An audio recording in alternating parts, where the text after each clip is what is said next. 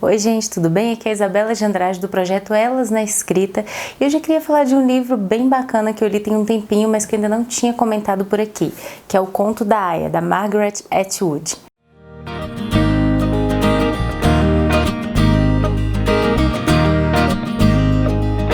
Eu acabei revisitando um pouco então as memórias desse livro, porque recentemente eu terminei de ler Os Testamentos, que é a continuação que a Margaret escreveu aqui para o Conto da Aia. Então eu acabei revisitando o universo, me lembrando de muita coisa e decidi conversar um pouquinho sobre ele aqui. Eu acho que o principal do Conto da Aia, além da própria história, que é uma distopia com um lugar horrível para as mulheres poderem viver, é a gente entender também por que esse livro, que foi publicado originalmente em 1985, ganhou tantos leitores e tanta visibilidade recentemente. Em 2017 ele começou a ser muito lido, e desde 2018, 2019 ele também continuou a ser uma leitura bem falada, bem constante. Ele foi publicado aqui pela Rocco, uma edição bem bacana, e vamos entender um pouquinho então essa história.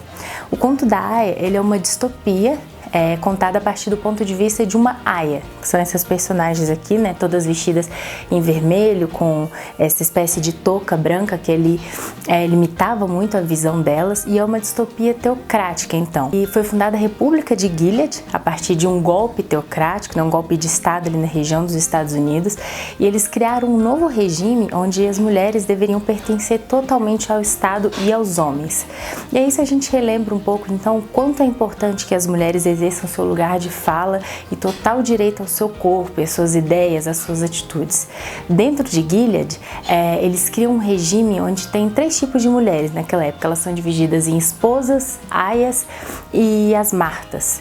As esposas são as esposas dos comandantes, e principalmente daqueles que foram fundadores de Gilead, os filhos de Jacob, naquele período.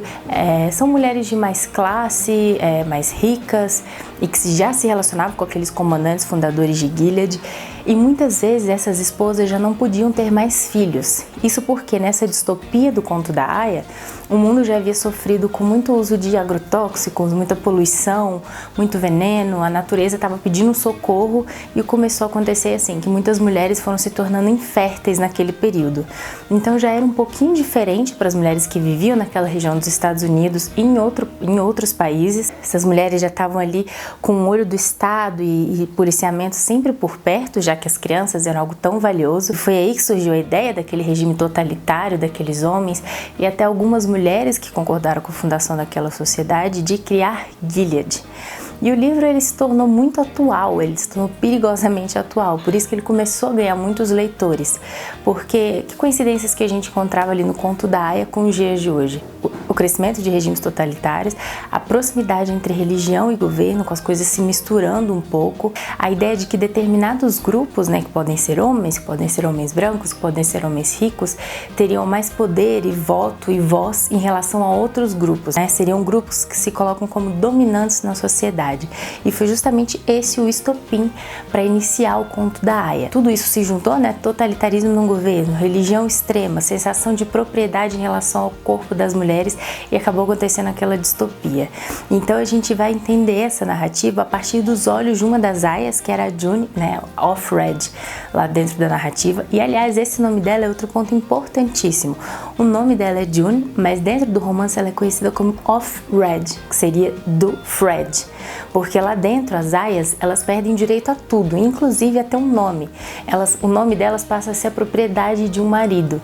Se ela era casada com Fred, seria de Fred. Se ela fosse casada com Glenn, seria of Glenn.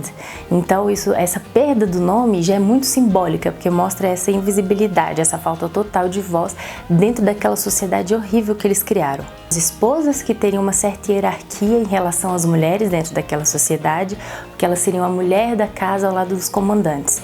Mas essa ideia ali de estar acima de alguém seria só em relação às mulheres, porque elas eram totalmente subjugadas também por seus maridos, pelos comandantes e por qualquer outro homem daquela sociedade. Viriam as aias, que seriam mulheres ainda férteis com a capacidade de engravidar, então elas começavam a pertencer a uma casa, a uma família, única e exclusivamente para dar filhos àquelas famílias. E teriam as martas, que seriam outras mulheres que não são nem esposas, nem podem engravidar, então elas viram serviçais ali daquela casa para cozinhar, limpar, ajudar nas compras, isso tudo ali do dia a dia. E também tem uma outra classe dentro do livro que são as tias, que são algumas mulheres mais velhas que ficaram responsáveis por cuidar daquelas aias, quase como uma diretora da escola, sabe? Que fica de olho e quer ordenar tudo. Outra coisa muito simbólica também no conto da Aya é justamente essa vestimenta.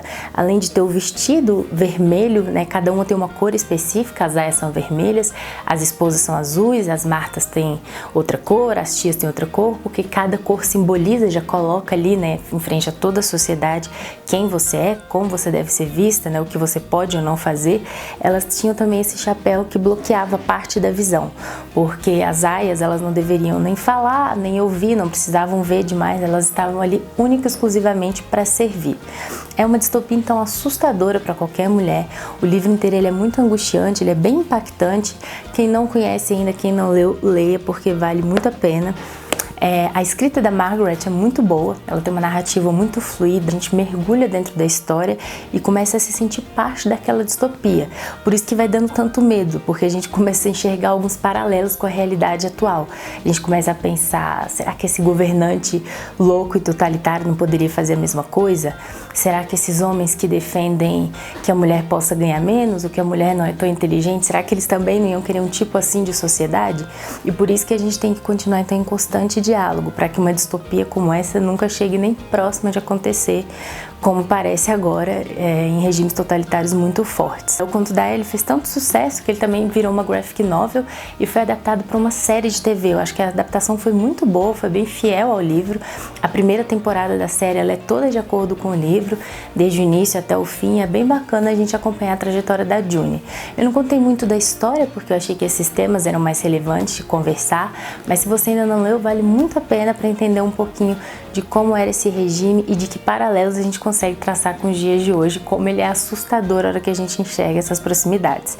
Então, vale super a pena, espero que vocês tenham gostado. Quem já leu e já teve outras ideias, outros insights, enxergou outras coisas, conversa um pouquinho comigo que eu vou adorar. Tchau, tchau!